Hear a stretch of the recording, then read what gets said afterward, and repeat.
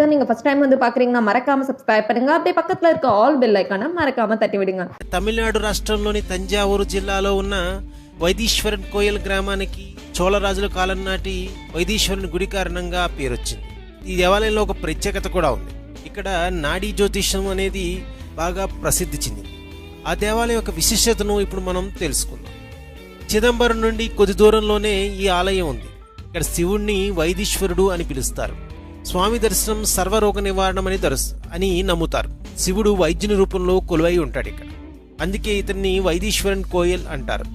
ఈ దేవాలయం 1600 సంవత్సరాల క్రితానికి చెందినది. అంగారకుడు ఒకసారి జబ్బున పడ్డాడట.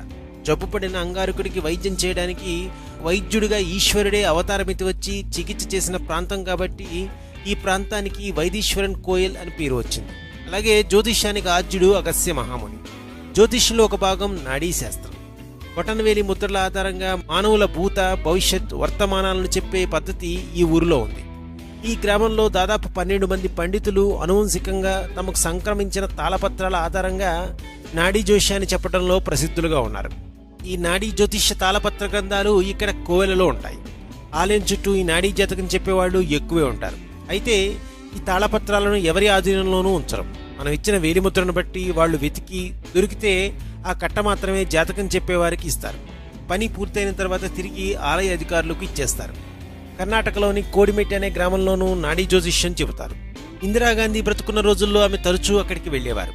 కేంద్ర రాష్ట్ర మంత్రులే కాదు, రాష్ట్రపతులు, అత్యున్నత పదవులు అలంకరించిన వ్యక్తులు చాలామంది కోడిమెట్ వెళ్లారు. అయితే వైదీశ్వరన్ కోయల్ నాడీ జ్యోతిష్యంతో పోలిస్తే కోడిమెట్ ప్రాముఖ్యత ఒకంత తక్కువే. ప్రపంచవ్యాప్తంగా ఈ 2 గ్రామాలే నాడీ జ్యోతిష్యానికి కేంద్ర బిందువులు. ఈ వీడియోపై మీ అభిప్రాయాన్ని లైక్ అండ్ కామెంట్ ద్వారా తెలియజేయండి. అలాగే ఈ వీడియోని షేర్ చేయడం మాత్రం మర్చిపోకండి. మరిన్ని ఆసక్తికర విశేషాల కోసం ప్లీజ్ సబ్స్క్రైబ్ టు